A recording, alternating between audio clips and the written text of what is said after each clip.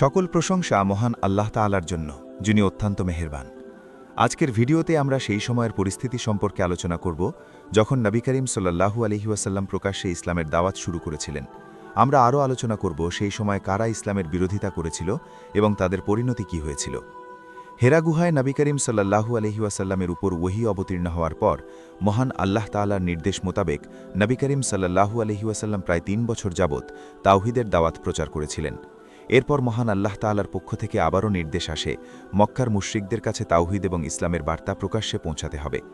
এই নির্দেশ সূরা হিজরের ৯৪ এবং ৯৫ নম্বর আয়াতে এইভাবে বর্ণিত হয়েছে, আপনাকে যা আদেশ দেওয়া হয়েছে আপনি তা স্পষ্টভাবে ঘোষণা করুন এবং মুশরিকদের পরোয়া করবেন না। এই উপহাসকারীদের মোকাবেলার জন্য অবশ্যই আপনার রবই যথেষ্ট। এই সময় সূরা আশুরার একটি আয়াত নাজিল হয়েছিল, যেখানে নবী করিম সাল্লাল্লাহু আলাইহি ওয়াসাল্লামকে দাওয়াতের পদ্ধতি বলে দেওয়া হয়েছিল। মহান আল্লাহ তাআলা বলেন, হে আমার হাবিব, প্রথমে আপনার নিকট আত্মীয়স্বজন এবং ঘরের লোকদেরকে সতর্ক করুন, তাদেরকে সতর্ক করুন এবং তাদের কাছে তাওহীদের বার্তা পৌঁছে দিন। এরপর সমগ্র মক্কায় তাওহীদের বার্তা ছড়িয়ে দিন। মহান আল্লাহ তাআলার এই নির্দেশের পর নবী করিম সাল্লাল্লাহু আলাইহি ওয়াসাল্লাম তাওহীদের বার্তা প্রচার করতে শুরু করেছিলেন এবং এই সময় ইসলামের ইতিহাসের সেই বিখ্যাত ঘটনা ঘটেছিল যার নাম দাওয়াতে জিল আশিরা। নবী করিম সাল্লাল্লাহু আলাইহি ওয়াসাল্লাম হযরত আলী রাদিয়াল্লাহু তাআলা আনহুকে ডেকে বললেন, গোত্রের সমস্ত প্রবীণ ও যুবকদেরকে নিমন্ত্রণ করো এবং সেই অনুপাতে খাবারের আয়োজন করো। হযরত আলী রাদিয়াল্লাহু তাআলা আনহু বললেন, এই নিমন্ত্রণে কী ধরনের খাবারের আয়োজন করব? নবী করিম সাল্লাল্লাহু আলাইহি ওয়াসাল্লাম বললেন, ভেড়া বা ছাগলের একটি রানের মাংস, ১ পেয়ালা দুধ এবং শসা পরিমাণ অর্থাৎ প্রায় ৩ কেজি গমের রুটি। নবী করিম সাল্লাল্লাহু আলাইহি ওয়াসাল্লামের নির্দেশ মোতাবেক হযরত আলী রাদিয়াল্লাহু তাআলা আনহু সমস্ত আয়োজন সম্পন্ন করলেন। এই নিমন্ত্রণের আয়োজন হযরত আবু তালিবের বাড়িতে অনুষ্ঠিত হয়েছিল। কিছু বর্ণনা মতে এটা শবে আবু তালিবে অনুষ্ঠিত হয়েছিল। বনু হাশিম গোত্রের প্রায় সকলেই নবী করিম সাল্লাল্লাহু আলাইহি ওয়াসাল্লামের এই বার্তা পেয়েছিলেন। হযরত আলী রাদিয়াল্লাহু তাআলা আনহু দায়িত্ব নিয়ে প্রত্যেকের ঘরে ঘরে এই বার্তা পৌঁছে দিয়েছিলেন। এই নিমন্ত্রণে বনু হাশিম গোত্রের ৪০ জন সদস্য এবং কিছু নারীও উপস্থিত ছিলেন। পরের দিন নির্ধারিত সময় সবাই উপস্থিত হলেন। আবুল আহাব যখন খাবারের পরিমাণ দেখলেন, তখন তিনি আশ্চর্য হয়ে বললেন, তোমরা কি আমাদেরকে নিমন্ত্রণ করেছ ক্ষুধার্ত রাখার জন্য? এখানে মাত্র একটি রানের গোশত রয়েছে, আমাদের প্রত্যেকেই এই পরিমাণ গোশত একাই খেতে পারবে। ৪০ জনের জন্য মাত্র একটি রানের গোশত কিভাবে সম্ভব? তখন নবী করিম সাল্লাল্লাহু আলাইহি ওয়াসাল্লাম বললেন, আপনারা ধৈর্য ধারণ করুন এবং অপেক্ষা করুন। কিছুক্ষণ পর হযরত আলী রাদিয়াল্লাহু আনহু খাবার প্রস্তুত করে সবার সম্মুখে সেই খাবার পরিবেশন করলেন। তখন নবী করিম সাল্লাল্লাহু আলাইহি ওয়াসাল্লাম বললেন, আপনারা মহান আল্লাহ তাআলার নামে খাওয়া শুরু করুন। আবুল আহাব এবং গোত্রের বাকি কিছু মানুষ নবী করিম সাল্লাল্লাহু আলাইহি ওয়াসাল্লামের এই প্রস্তাবে খুবই বিরক্ত হল। তারা বলল, এটা কেমন কথা? আমরা লাত, মানত এবং উজ্জার নাম বাদ দিয়ে আল্লাহ তাআলার নামে খাবার গ্রহণ কেন করব? তবে এই সময় সবাই প্রচণ্ড পরিমাণে ক্ষুধার্ত ছিল, তাই অধিকাংশ মানুষ কোনো রকম আপত্তি না করেই খাওয়া শুরু করেছিলেন। নবী করিম সাল্লাল্লাহু আলাইহি ওয়াসাল্লাম প্রথমে খাবারে হাত রাখলেন এবং তারপর গোত্রের লোকদের এই খাবার পরিবেশন করলেন। বিশেষ করে নবী করিম সাল্লাল্লাহু আলাইহি ওয়াসাল্লাম আবুল আহাবকে বললেন, উদরপূর্তি করে খাও, খাবারের কোনো কমতি হবে না। সবাই পেট ভরে খাওয়া শেষ করল। এরপর নবী করিম সাল্লাল্লাহু আলাইহি ওয়াসাল্লাম নিজে খাবার খেতে শুরু করলেন। আবুল আহাব এই দৃশ্য দেখে প্রচণ্ড বিস্মিত হয়ে বলল, হে মুহাম্মদ, নিশ্চয় তুমি কোনো জাদুর আশ্রয় নিয়েছ। এই সামান্য পরিমাণ খাবার আমরা ৪০ জন মানুষ তৃপ্তি সহকারে খাওয়ার পরেও খাবার অবশিষ্ট রয়েছে। এত মানুষ খাওয়ার পরেও কিভাবে খাবার অবশিষ্ট থাকতে পারে? নবী করিম সাল্লাল্লাহু আলাইহি ওয়াসাল্লাম ধীরে সুস্থে খাবার শেষ করে এই বৈঠকের সমাপ্তি ঘোষণা করলেন। নবী করিম সাল্লাল্লাহু আলাইহি ওয়াসাল্লাম বৈঠকের সমাপ্তি ঘোষণা করায় সবাই খুব বিস্মিত হয়েছিল। তারা ভাবছিল কেনই বা তাদেরকে নিমন্ত্রণ করা হয়েছিল এবং কেনই বা তাদেরকে চলে যেতে বলা হয়েছিল। সবাই চলে যাওয়ার পর হযরত আলী রাদিয়াল্লাহু তাআলা আনহু এই বিষয়ে প্রশ্ন করলেন নবী করিম সাল্লাল্লাহু আলাইহি ওয়াসাল্লাম। বললেন, আমার কথা শোনার আগেই আবুল আহাব জাদুর কথা বলেছে, তাই ওই মুহূর্তে তাদের কাছে নবুয়তের বার্তা পৌঁছে দেওয়া সমীচীন হতো না। আগামীকাল আমি তাদের জন্য একটি নতুন শিক্ষার ব্যবস্থা করব এবং তাদের কাছে আমার বার্তা পৌঁছে দেব। হে আলী, তুমি আগামীকালের জন্য সবাইকে আবারও নিমন্ত্রণ করো। পরের দিন আবারও খাবারের আয়োজন করা হলো। সেদিনও সেই একই খাবারের ব্যবস্থা করা হয়েছিল। খাবার পরিবেশন করার পর নবী করিম সাল্লাল্লাহু আলাইহি ওয়াসাল্লাম বললেন, বিসমিল্লাহ বলে খাবার গ্রহণ করো। নিমন্ত্রণে উপস্থিত সবাই খাবার গ্রহণ করল, কিন্তু আগের দিনের চেয়ে তাদের বিস্ময়ের মাত্রা কিছুটা কম ছিল। আবুল আহাবও এই দিন তেমন কোনো উচ্চবাচ্য করে নাই। সবাই ধীরে সুস্থে খাবার গ্রহণ করলেন। খাবার খাওয়া শেষ হলে নবী করিম সাল্লাল্লাহু আলাইহি ওয়াসাল্লাম উঠে দাঁড়ালেন এবং ঘোষণা করলেন, হে আব্দুল মুত্তালিবের বংশধরগণ, নিশ্চয়ই তোমরা দেখতে পেয়েছ আমি তোমাদের সম্মুখে বনি ইসরায়েলের নবীদের একটি মুজিজা উপস্থাপন করেছি। এটা হযরত ঈসা আলাইহিস সালামের খাবারের একটি মুজিজার মতো। সেই মুজিজায় খাবার গ্রহণ করার পরও দস্তারখান ছোট হলেও তা পূর্ণ থাকত। এটা আমি উপস্থাপন করেছি কারণ আমি মহান আল্লাহ তাআলার পক্ষ থেকে তোমাদের কাছে একটি বার্তা নিয়ে এসেছি। তবে প্রথমে তোমরা আমাকে এটা বলো, কখনো কি তোমরা আমাকে মিথ্যা বলতে দেখেছ বা আমার কোনো কাজের বিরুদ্ধে অভিযোগ করতে পেরেছ? তখন সবাই এক বাক্যে বললেন, আমরা আপনাকে সবসময় আমাদের পরিবারের কল্যাণকামী এবং সহানুভূতিশীল হিসেবেই দেখেছি। তখন নবী করিম সাল্লাল্লাহু আলাইহি ওয়াসাল্লাম বললেন, তাহলে আমার এই বার্তাটি শোনো। যদি তোমরা এই বার্তা গ্রহণ না করো তবে জাহান্নামের আগুন থেকে কেউ তোমাদেরকে রক্ষা করতে পারবে না। আর যদি এটা মেনে নাও তাহলে দুনিয়া এবং আখিরাতে তোমাদের জন্য মুক্তি এবং অশেষ নেয়ামত থাকবে। এরপর তিনি বললেন, আমার নিকট যে বার্তা রয়েছে সেটা হচ্ছে ইসলাম। মূর্তি পূজা বন্ধ করে এক আল্লাহ তাআলার দাসত্ব মেনে নাও। মহান আল্লাহ তাআলা এক এবং অদ্বিতীয়, তার কোনো শরিক নাই, এবং আমি মুহাম্মদ মহান আল্লাহ তাআলার প্রেরিত শেষ নবী এবং রাসূল। নবী করিম সাল্লাল্লাহু আলাইহি ওয়াসাল্লাম পরপর 3 বার এই ঘোষণা করলেন। নবী করিম সাল্লাল্লাহু আলাইহি ওয়াসাল্লামের এমন ঘোষণায় আবু লাহাব রাগে ফেটে পড়েছিল। আবু লাহাব নবী করিম সাল্লাল্লাহু আলাইহি ওয়াসাল্লামকে গালিগালাজ করতে শুরু করল। আবু লাহাবের অকথ্য গালিগালাজ শুনেও নবী করিম সাল্লাল্লাহু আলাইহি ওয়াসাল্লাম শান্ত এবং নীরব রইলেন। আবু লাহাব গালিগালাজ করতে করতে চলে গেল। আবু লাহাব চলে যাওয়ার পর বনু হাশিম গোত্রের বাকি সকলেই সেখান থেকে চলে গেলেন। ইতিহাস থেকে জানা যায়, পরের দিন নবী করিম সাল্লাল্লাহু আলাইহি ওয়াসাল্লাম নিজের ঘর থেকে বের হলেন। তবে এবার তার লক্ষ্য বনু হাশিম গোত্রের দিকে নয়, বরং এবার তিনি সরাসরি কাবা ঘরের উদ্দেশ্যে যাত্রা শুরু করলেন। কাবা ঘরের সামনে সাফা নামের একটি পাহাড় ছিল। নবী করিম সাল্লাল্লাহু আলাইহি ওয়াসাল্লাম সেই পাহাড়ে আরোহণ করলেন। কিছু কিছু বর্ণনায় উল্লেখ করা হয়েছে নবী করিম সাল্লাল্লাহু আলাইহি ওয়াসাল্লাম আবু কুবাইস পাহাড়ে আরোহণ করেছিলেন। তবে বেশিরভাগ বর্ণনায় সাফা পাহাড়ের কথাই বলা হয়েছে। এই দুটি পাহাড় একে অপরের মুখোমুখি অবস্থিত। যাই হোক, সাফা অথবা আবু কুবাইস পাহাড়ে আরোহণ করে নবী করিম সাল্লাল্লাহু আলাইহি ওয়াসাল্লাম চিৎকার করে বলতে লাগলেন, ওয়া সাবাহা, অর্থাৎ সকালবেলার ঘোষণা। তিনি পরপর 3 বার এই শব্দটি উচ্চারণ করলেন। এটা ছিল আরবদের মধ্যে প্রচলিত একটি সংকেত বাক্য।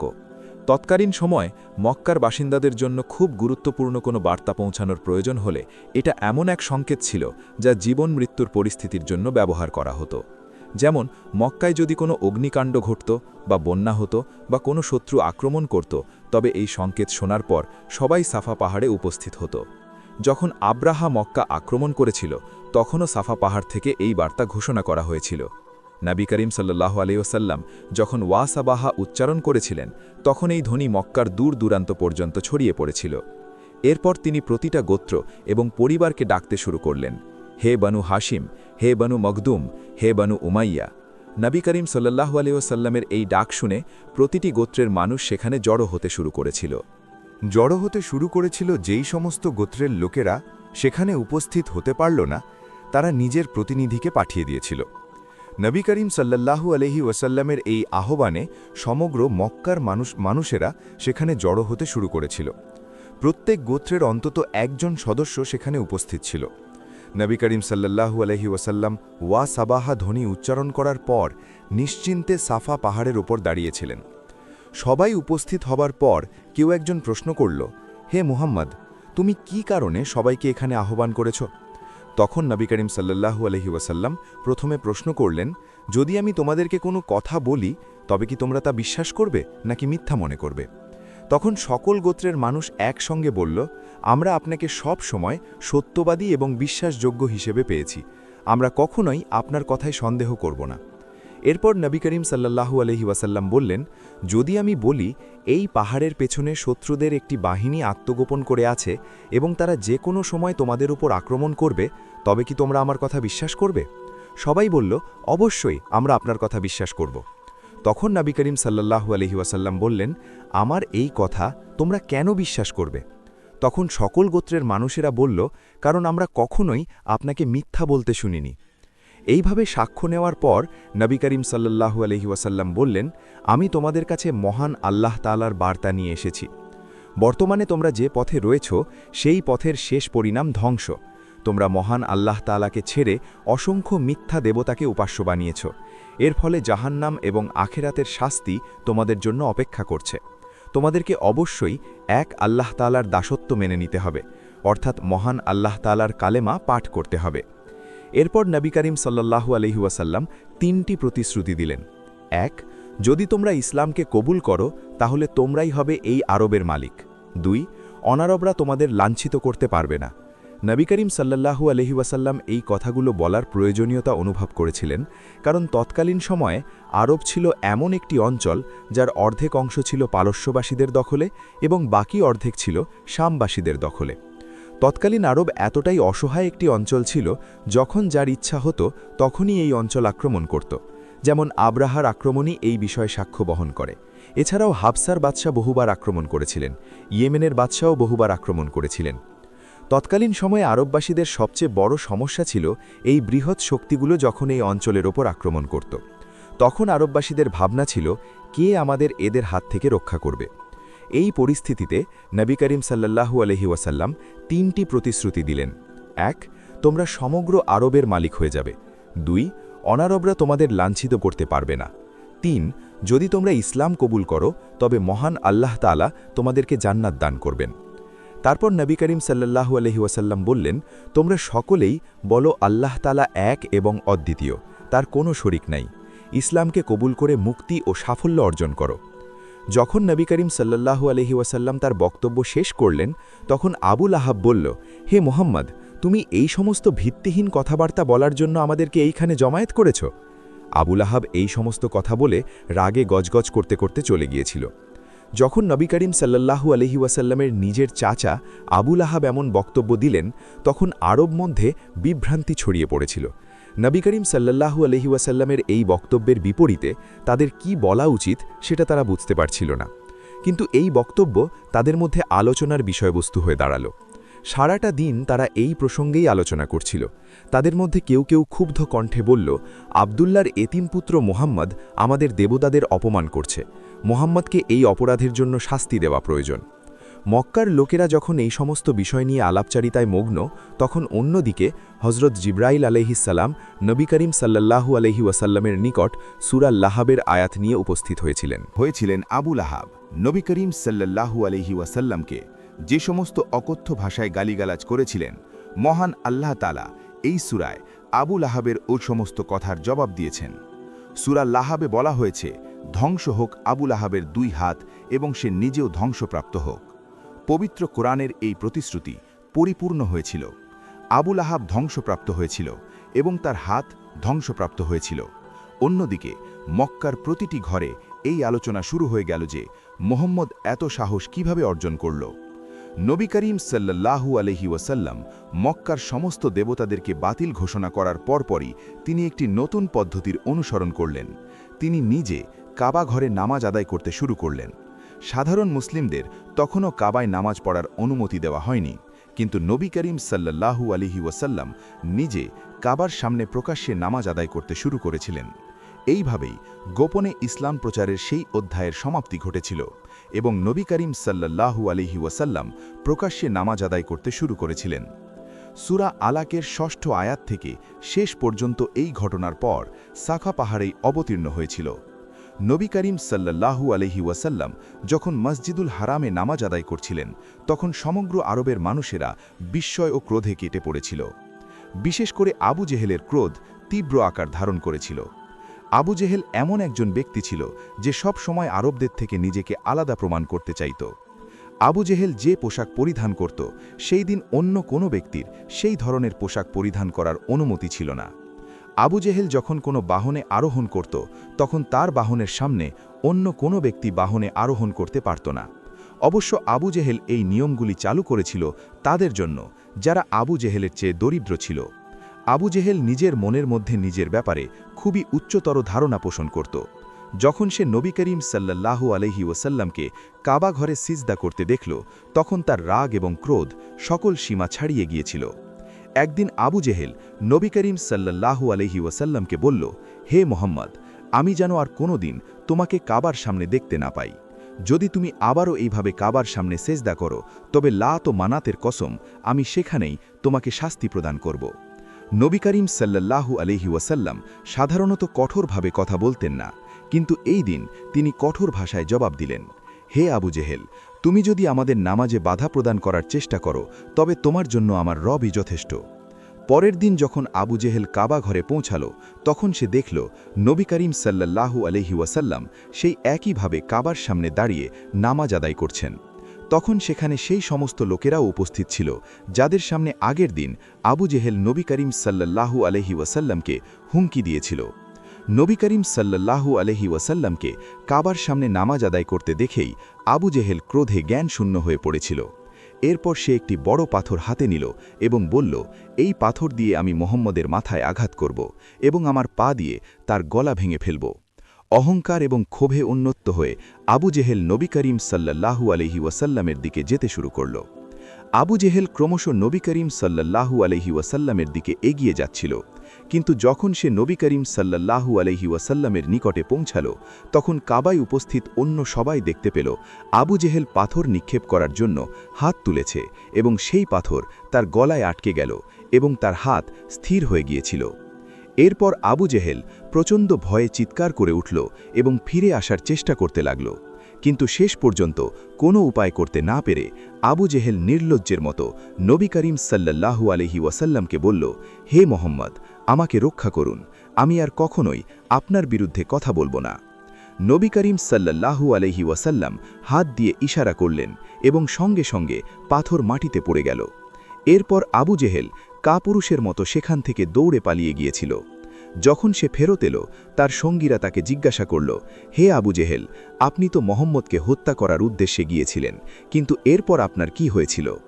এই প্রশ্নের জবাবে আবু জেহেল বলল, লাত আর উজ্জার কসম, আমি যখন মোহাম্মদের নিকটে গেলাম তখন আমি আমার এবং মোহাম্মদের মাঝে আগুনে পরিপূর্ণ একটি বিশাল পরীক্ষা দেখতে পেয়েছিলাম। সেই আগুনের খুব কাছেই আমি এমন কিছু পাখি দেখতে পেয়েছিলাম যাদের ডানা অনেক বড় এবং তাদের ভয়ঙ্কর নখ ছিল। আমার মনে হচ্ছিল ওরা যেন আমাকে আক্রমণ করবে। এই কারণে আমি সেখান থেকে ফিরে এসেছি।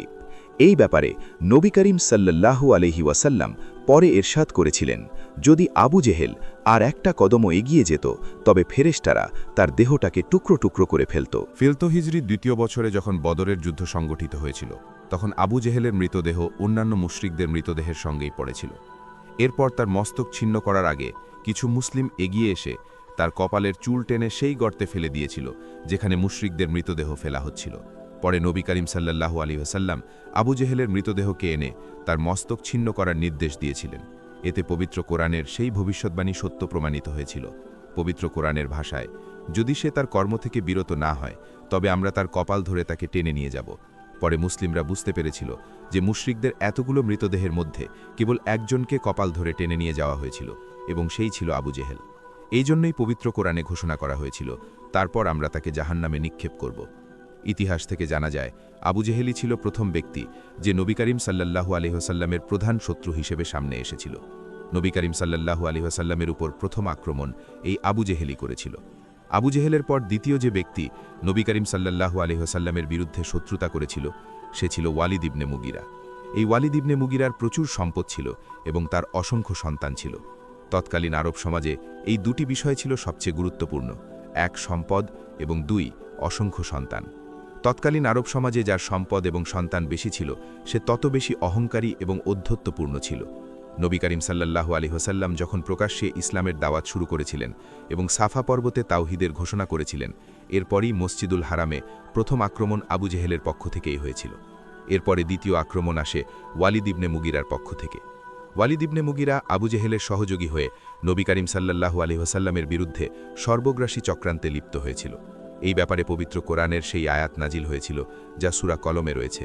পবিত্র কোরআনের ভাষায়, হে রাসূল, আপনি সাবধান থাকুন, তার কথায় বিভ্রান্ত হবেন না, যে খুব বেশি কসম খায় এবং চরমহীন মানসিকতার মানুষ। পবিত্র কোরআনে আরও বলা হয়েছে, সে এমন ব্যক্তি যে অন্যের দোষ খুঁজে বেড়ায়, পরনিন্দা তার স্বভাব, নিজে সৎপথে চলে না এবং অন্যদেরকে সৎপথে চলতে দেয় না, নিজের স্বার্থে অন্যদের থেকে দূরে থাকে, পাপী এবং অত্যন্ত কঠোর স্বভাবের। এই সব কিছুর পরেও সে একজন নিকৃষ্ট ব্যক্তি।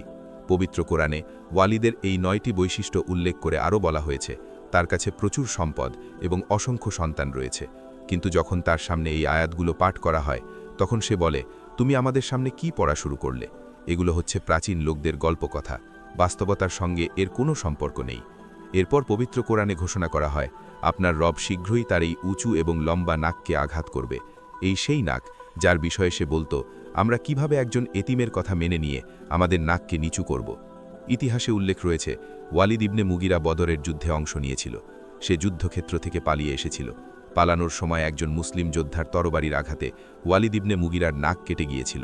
সেই মুসলিম যোদ্ধা নিজেও জানত না সে কাকে আঘাত করেছে। এই সম্পর্কিত একটি দারুণ মজার তথ্য ইতিহাসে পাওয়া যায়। ওয়ালিদ ইবনে মুগিরার সমস্ত দোষ পবিত্র কোরআনে তুলে ধরা হয়েছিল। পবিত্র কোরআনে তার 9টি দোষের কথা উল্লেখ করা হয়েছিল। এর মধ্যে প্রথম 8টি ছিল এমন বিষয় যা মক্কার সমস্ত লোকেরাই জানত, কিন্তু নবম বিষয়টি পবিত্র কোরআনে প্রথমবার বলা হয়েছিল। পবিত্র কোরআনের ভাষায় তার বংশপরিচয় সঠিক নয় এবং সে বৈধ পন্থে জন্মগ্রহণ করেনি। মক্কায় যখন এই কথা প্রচার হতে লাগল, তখন লোকেরা মজা করে এই আয়াতগুলো তেলাওয়াত করত, সেটা মুসলিম হোক কিংবা কাফের। ওয়ালিদ ইবনে মুগিরা যখন এই কথা শুনল, তখন সে রাগে ফেটে পড়েছিল। সে একটি তলোয়ার নিয়ে তার বৃদ্ধা মায়ের নিকট উপস্থিত হল। তলোয়ার তার মায়ের গলায় রেখে বলল, আমাকে সত্যি করে বলো, আমাকে আমার পিতার ব্যাপারে সত্য কথা বলো, আমাকে জানাও আমার পিতা কে ছিলেন। মুগিরার বৃদ্ধা মা তলোয়ারের ভয়ে সত্য কথা বলে দিলেন। তখন ওয়ালিদ ইবনে মুগিরা বুঝতে পারল যে কোরআনের বক্তব্য সম্পূর্ণই সত্য। পবিত্র কোরআনের এই অলৌকিকতা সেই সময়কার আরব সমাজে বিস্ময়ের সৃষ্টি করেছিল। লোকেরা অবাক হয়ে গিয়েছিল পবিত্র কোরআনের এই আয়াতের সত্যতা দেখে। অনেক মানুষ ইসলামকে কবুল করতে শুরু করেছিল। নবী করিম সাল্লাল্লাহু আলাইহি ওয়াসাল্লামের প্রথম সংঘাত হয়েছিল আবু জেহেলের সঙ্গে, দ্বিতীয় সংঘাত হয়েছিল ওয়ালিদের সঙ্গে। তবে আবু জেহেলের সঙ্গে সংঘাত এতটা প্রাণোচ্ছল ছিল না, কারণ আবু জেহেল মনে মনে নবী করিম সাল্লাল্লাহু আলাইহি ওয়াসাল্লামকে ভয় করত। আমরা আমাদের পূর্বের একটি ভিডিওতে এক এতিম শিশুর ঘটনা বর্ণনা করেছিলাম আবু জেহেল যার দায়িত্ব গ্রহণ করেছিল এবং এই শিশুটির সম্পদ দখল করার পর তাকে ঘর থেকে বের করে দিয়েছিল। ওই এতিম শিশুটির তখন পোশাক বা খাবার কিছুই ছিল না। মক্কার পরিবেশ সম্পর্কে এই শিশুটি কিছুই জানত না এবং এটাও জানত না যে ন্যায় বিচারের জন্য সে কার নিকটে যাবে। মক্কার কিছু মানুষ এই বিষয়টিকে নিয়ে একটি ষড়যন্ত্রে লিপ্ত হল। এই বিষয়টাকে কেন্দ্র করে মুহাম্মদ সাল্লাল্লাহু আলাইহি ওয়াসাল্লাম এবং আবু জেহেলের মধ্যে একটা যুদ্ধ বাঁধানোর পরিকল্পনা করা হলো। তারা সেই এতিম শিশুটিকে বলল, তুমি বনু হাশিম গোত্রের মুহাম্মদের কাছে যাও, একমাত্র তিনিই তোমার অধিকার আদায় করে দিতে সক্ষম হবেন। তখন সেই শিশু নবী করিম সাল্লাল্লাহু আলাইহি ওয়াসাল্লামের বাড়িতে গেলেন এবং বললেন, আমার অধিকার আবু জেহেলের নিকট থেকে আদায় করে দিন। নবী করিম সাল্লাল্লাহু আলাইহি ওয়াসাল্লাম শিশুটিকে নিয়ে আবু জেহেলের বাড়িতে গেলেন। আবু জেহেল নবী করিম সাল্লাল্লাহু আলাইহি ওয়াসাল্লামকে দেখে খুবই অবাক হল। সে নবী করিম সাল্লাল্লাহু আলাইহি ওয়াসাল্লামকে প্রশ্ন করল, হে মুহাম্মদ, তুমি কি কারণে আমার বাড়িতে আগমন করেছ?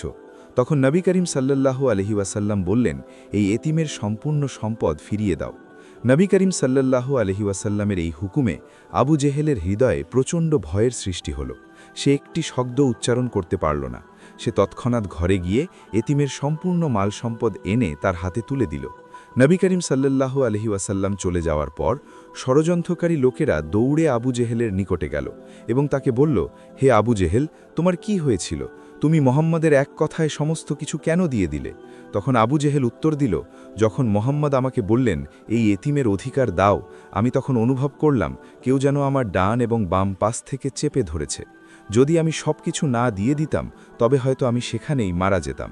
ঠিক এই ধরনের আরেকটি ঘটনা ঘটেছিল। নবী করিম সাল্লাল্লাহু আলাইহি ওয়াসাল্লাম মসজিদুল হারামে বসেছিলেন। তখন ইয়েমেন থেকে এক ব্যক্তি এসে বলল, আমি লুট হয়ে গেছি। নবী করিম সাল্লাল্লাহু আলাইহি ওয়াসাল্লাম প্রশ্ন করলেন, কি হয়েছে? তখন লোকটি বলল, আবু জেহেল আমার নিকট থেকে অনেক মাল নিয়েছে, কিন্তু টাকা দিতে অস্বীকৃতি জানিয়েছে। তখন নবী করিম সাল্লাল্লাহু আলাইহি ওয়াসাল্লাম উক্ত ব্যক্তিকে সঙ্গে নিয়ে আবু জেহেলের নিকটে গেলেন এবং আবু জেহেলকে বললেন, এই ব্যক্তির অধিকার তাকে ফিরিয়ে দাও। সেই সময়েও আবু জেহেল একটি কথাও বলতে পারে নাই এবং উক্ত ব্যক্তির প্রাপ্য টাকা তাকে প্রদান করেছিল। এমন আরও একটি ঘটনা ইতিহাসে লিপিবদ্ধ করা আছে। আরবের বনু জুবাইদ গোত্রের একজন ব্যক্তি কাবার সামনে চিৎকার করে বলছিল, হে মক্কাবাসী, এখানে কেউ কিভাবে ব্যবসা করতে আসবে যখন তোমরা ব্যবসায়ীদের সম্পদ লুট করে নিচ্ছ? মক্কার নেতারা যখন এই অভিযোগ সম্পর্কে জানতে পারল, তারা জিজ্ঞাসা করল, কি হয়েছে? লোকটি বলল, আমি 3টি উৎকৃষ্ট উট নিয়ে এসেছিলাম যাতে মক্কার কোনো ধনী ব্যক্তির কাছে আমার এই উট বিক্রি করতে পারি, কিন্তু এখানে আসার পর আমর ইবনে হিশাম অর্থাৎ আবু জেহেল প্রথমে আমার উটগুলো দেখল এবং বলল, আমি প্রতিটি উট 50 দেরহামে কিনব, এবং এটা বলে সে চলে গেল। হে মক্কার লোকেরা, তোমাদের কি হয়েছে? একটি উটের মূল্য 1000 দেরহাম, আর আবু জেহেল মাত্র 50 দেরহাম বলে চলে গেল। তারপর লোকটি আরও বলল, আবু জেহেল 50 দেরহাম বলার পর আমি সমগ্র মক্কার লোকেরা 49 দেরহাম দিতে চায়, কিন্তু কেউ 50-এর বেশি মূল্য দিতে চায় না।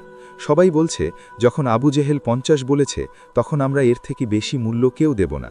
হে মক্কার লোকেরা, আমার ওপর এই অন্যায় কেন করা হচ্ছে? এটা শোনার পর কুরাইশ নেতারা বলল, ওই যে ওইখানে আবু জেহেলের বন্ধু বসে আছে, তুমি তার নিকটে যাও, সে তোমার অধিকার আদায় করে দেবে। আর সেই ব্যক্তি ছিলেন আমাদের প্রিয় নবী হজরত মুহাম্মদ সাল্লাল্লাহু আলহি ওয়াসাল্লাম।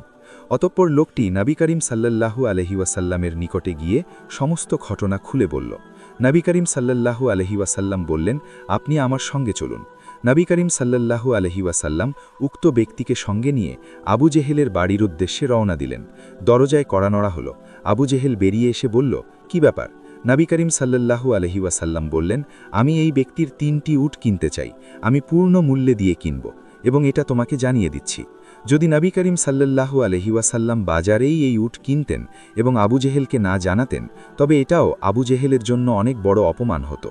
আর এখন নবী করিম সাল্লাল্লাহু আলহি ওয়াসাল্লাম তার সামনে এসে বলছেন, আমি 1000 দেরহাম দিয়ে এই উট কিনতে চাই, যদি তুমি কিনতে চাও তবে এর থেকে বেশি দাম দিয়ে কিনতে হবে। আবু জেহেলের পরিচিত লোকেরা জানত, আবু জেহেল এবং মোহাম্মদ সাল্লাল্লাহু আলহি ওয়াসাল্লামের মধ্যে এখনই যুদ্ধ শুরু হয়ে যাবে এবং এখানে রক্তের বন্যার সৃষ্টি হবে। কিন্তু সবাই অবাক হয়ে দেখল, নবী করিম সাল্লাল্লাহু আলহি ওয়াসাল্লাম উট নিয়ে শান্তভাবে কোনো বাধা ছাড়াই চলে গেলেন আবু জেহেল সম্পূর্ণ নীরব ছিল। নবী করিম সাল্লাল্লাহু আলহি ওয়াসাল্লাম তার 3টি উটই কিনলেন এবং সম্পূর্ণ মূল্য দিয়ে কিনলেন, এবং উটগুলো নিয়ে নিজের বাড়ির দিকে রওনা হলেন। তখন লোকেরা আবু জেহেলকে জিজ্ঞাসা করল, তুমি মোহাম্মদকে এত সহজেই যেতে দিলে কেন? আবু জেহেল বলল, যখন মোহাম্মদ আমার সামনে এলো, আমি দেখতে পেলাম মোহাম্মদের সঙ্গে 2 জন বর্ষাধারী রয়েছে, এবং সেই বর্ষাধারী 2 জন তাদের বর্ষা আমার বুকে ধরে রেখেছে। যদি আমি একটা কথাও বলতাম, তবে সেই বর্ষাগুলো আমার বুকে ঢুকে যেত। আবু জেহেল নবী করিম সাল্লাল্লাহু আলহি ওয়াসাল্লামের সবচেয়ে বড় শত্রু হওয়া সত্ত্বেও আবু জেহেল নবী করিম সাল্লাল্লাহু আলহি ওয়াসাল্লামকে প্রচণ্ড ভয় পেত। আবু জেহেল কখনোই নবী করিম সাল্লাল্লাহু আলহি ওয়াসাল্লামের মুখোমুখি শত্রুতা করার সাহস করত না। আবু জেহেলের শত্রুতার একটা সীমা ছিল, কিন্তু কুরাইশের এমন কয়েকজন ব্যক্তি ছিল যারা নবী করিম সাল্লাল্লাহু আলহি ওয়াসাল্লামের বিরুদ্ধে ষড়যন্ত্র করাকে তাদের জীবনের একমাত্র লক্ষ্য বানিয়ে ফেলেছিল। তাদের অভ্যেস ছিল, যখনই নবী করিম সাল্লাল্লাহু আলহি ওয়াসাল্লাম বাড়ির বাইরে বের হতেন, তারা নবী করিম সাল্লাল্লাহু আলহি ওয়াসাল্লামের সামনে গিয়ে তাকে অপমান করত, তার মুখে মাটি ছুঁড়ে মারত এবং তার উদ্দেশ্যে থুতু নিক্ষেপ করত। এই 6 জন ব্যক্তি হচ্ছে: 1 ওয়ালিদ ইবনে মুগিরা, 2 আরশ ইবনে ওয়াইল, 3 উতবা ইবনে মুতাল্লিব, 4 উতবা ইবনে আবদে ইয়াগুস, 5 হারিস ইবনে তালাত এবং 6 হারিস ইবনে কায়েস। এই 6 জন ব্যক্তির অত্যাচারের মাত্রা সমস্ত সীমা অতিক্রম করে ফেলেছিল। তারা থুতু নিক্ষেপ করত, মাটি ছুঁড়ে মারত, এবং তারা প্রতিদিন নবী করিম সাল্লাল্লাহু আলহি ওয়াসাল্লামকে অকথ্য ভাষায় গালিগালাজ করত। নবী করিম সাল্লাল্লাহু আলহি ওয়াসাল্লাম নীরবে এই সমস্ত কিছুই সহ্য করতেন এবং ধৈর্য ধারণ করতেন।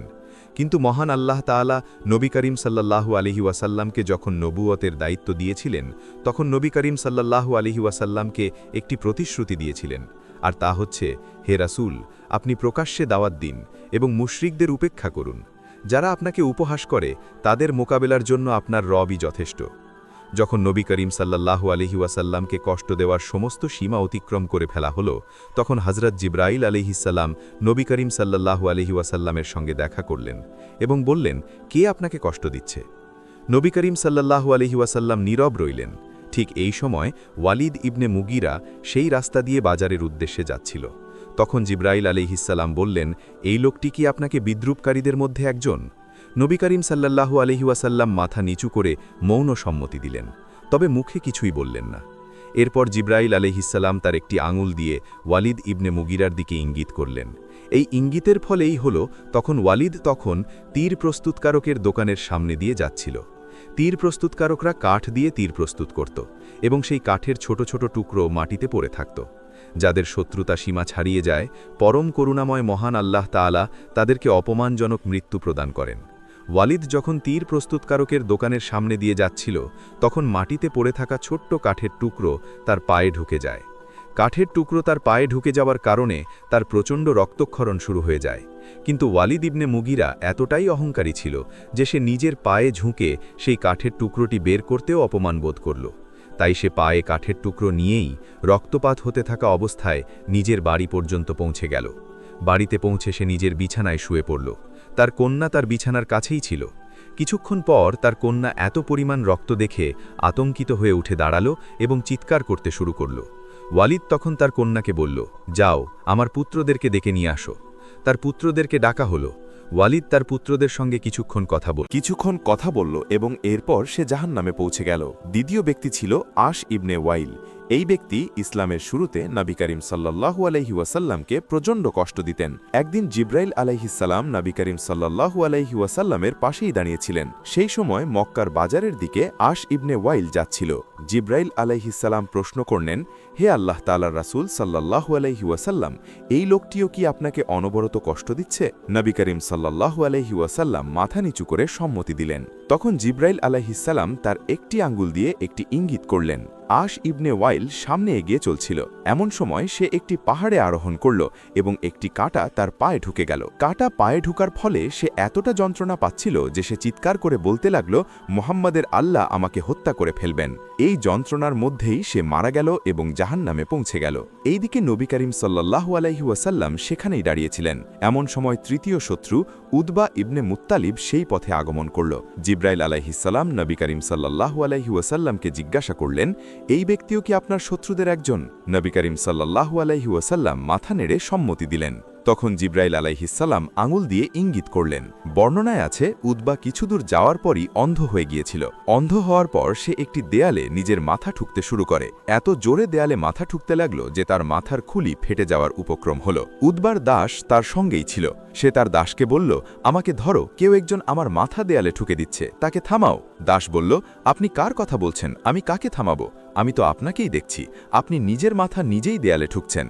উতবা আবারও চিৎকার করে বলল, যে আমার মাথা ধরে দেয়ালে ঠুকছে তাকে সরিয়ে দাও। দাস অবাক হয়ে চারদিকে তাকালো এবং আবারও বলল, আপনি তো নিজেই নিজের মাথা দেয়ালে ঠুকছেন, আমি কাকে সরাবো? অবশেষে উতবা নিজের মাথা দেয়ালে ঠুকতে ঠুকতে মারা যায় এবং জাহান্নামে পৌঁছে যায়। কয়েকদিন পরের কথা, নবী করিম সাল্লাল্লাহু আলাইহি ওয়াসাল্লামের সঙ্গে হযরত জিব্রাইল আলাইহিসসালাম ছিলেন। জিব্রাইল আলাইহিসসালাম এইবার চতুর্থ ব্যক্তির দিকে ইঙ্গিত করলেন, আর তিনি ছিলেন উতবা ইবনে ইয়াগুস। এই উতবা চরম জালিম একজন ব্যক্তি ছিলেন। তার এক কৃতদাসী ইসলাম কবুল করেছিল। শুধুমাত্র এই কারণে উতবা তার দাসীর উপর নির্মম অত্যাচার চালিয়েছিল। জিব্রাইল আলাইহিসসালাম জিজ্ঞাসা করলেন, এই ব্যক্তিটিও কি আপনার বিদ্রুপকারীদের মধ্যে একজন? নবী করিম সাল্লাল্লাহু আলাইহি ওয়াসাল্লাম বললেন, আমি উতবার জন্য দোয়া করেছি, সে যেন তার ছেলের মৃত্যুর খবর শোনার পর ইন্তেকাল করে, তাই এখনই তার মৃত্যু হওয়া উচিত নয়। বর্ণনায় আছে, তখন হযরত জিব্রাইল আলাইহিসসালাম গাছের একটি পাতা ছিঁড়লেন এবং সেই পাতা উতবার চোখে লাগিয়ে দিলেন। এতে সে অন্ধ হয়ে গিয়েছিল, তবে মারা যায়নি। অন্য বিদ্রুপকারীরা সবাই মারা গিয়েছিল, কিন্তু উতবা অন্ধ এবং অক্ষম হয়ে গেল। পরে বদরের যুদ্ধে তার ছেলে মারা যায়। যখন মক্কায় তার ছেলের মৃত্যুর খবর আসে, তখন উতবা এই শোকে আত্মহত্যা করেছিল। এরপর পঞ্চম ব্যক্তি ছিল হারিস ইবনে তালাত। জিব্রাইল আলাইহিসসালাম তার দিকেও ইঙ্গিত করে বললেন, এই লোকটিও কি তাদের মধ্যে একজন? নবী করিম সাল্লাল্লাহু আলাইহি ওয়াসাল্লাম মাথা নেড়ে সম্মতি জ্ঞাপন করলেন। হারিস এই সময়ে বাজারের উদ্দেশ্যে সে যাত্রা করেছিল। বাজারে গিয়ে সে একটি মাছ কিনেছিল খাওয়ার জন্য। সেই মাছ বিষাক্ত হয়ে উঠল। মাছ খাওয়ার পর তার পেট ফুলে গিয়েছিল এবং এতটাই ফুলে গিয়েছিল যে তার পেট ফেটে গিয়েছিল। এইভাবে সবার সামনে অপমানজনকভাবে সে মারা গেল, যেমন কোনো কুকুরের পেট পচে ফেটে যায়। পরম করুণাময় মহান আল্লাহ তাআলা এই নাফরমানদেরকে অপমানজনক মৃত্যু দান করেছেন। কতটা লজ্জার বিষয় যে গতকালই যাদের চোখের ইশারায় লোকেরা ভয় পেয়ে যেত, আজ তাদের চরম অপমানজনক মৃত্যু হল। সুবহানাল্লাহ। সুপ্রিয় দর্শক মণ্ডলী, প্রতিদিন নতুন নতুন ভিডিও পেতে আমাদের চ্যানেলটি অবশ্যই সাবস্ক্রাইব করুন এবং পাশে থাকা বেল আইকনটি প্রেস করতে অবশ্যই ভুলবেন না, এবং সেই সাথে আপনার যে কোনো মতামত আমাদের জানাতে আমাদের ভিডিওতে অবশ্যই কমেন্ট করুন।